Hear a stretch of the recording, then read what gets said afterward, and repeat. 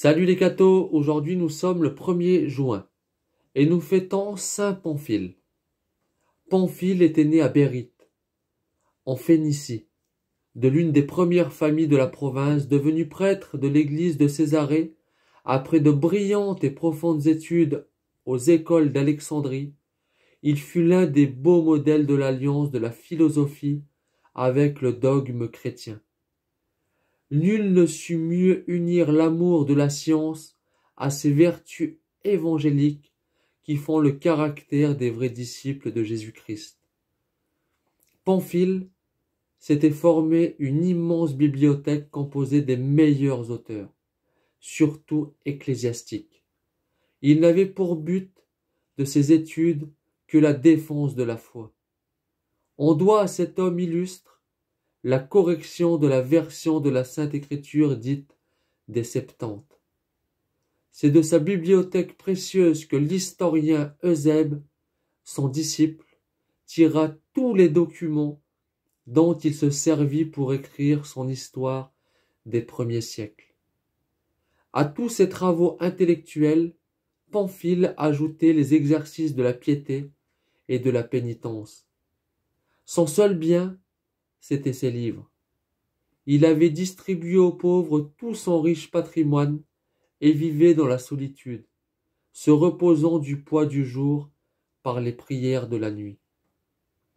Le pieux savant était préparé au saint combat du Christ. Arrêté comme l'un des principaux docteurs chrétiens, au temps de la persécution de l'empereur Maximin d'Aïa, il comparut devant le gouverneur.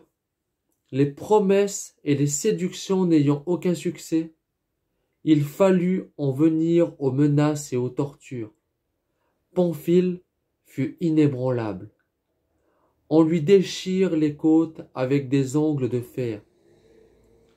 Il est flagellé si affreusement qu'on est obligé de le transporter, épuisé de sang et demi-mort, dans sa prison. Le gouverneur attendait que les plaies du martyr fussent fermées pour renouveler le supplice.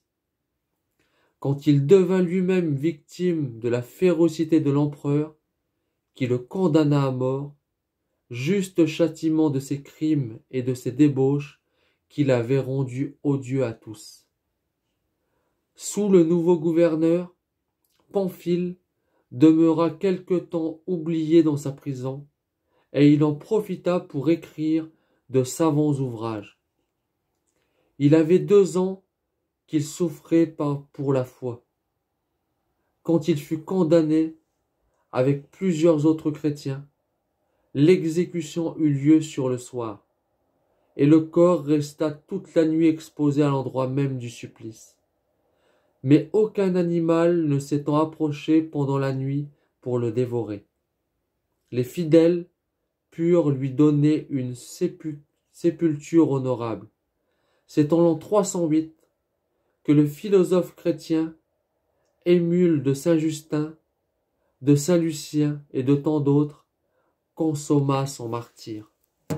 Que Dieu vous bénisse, et à plus les cathos!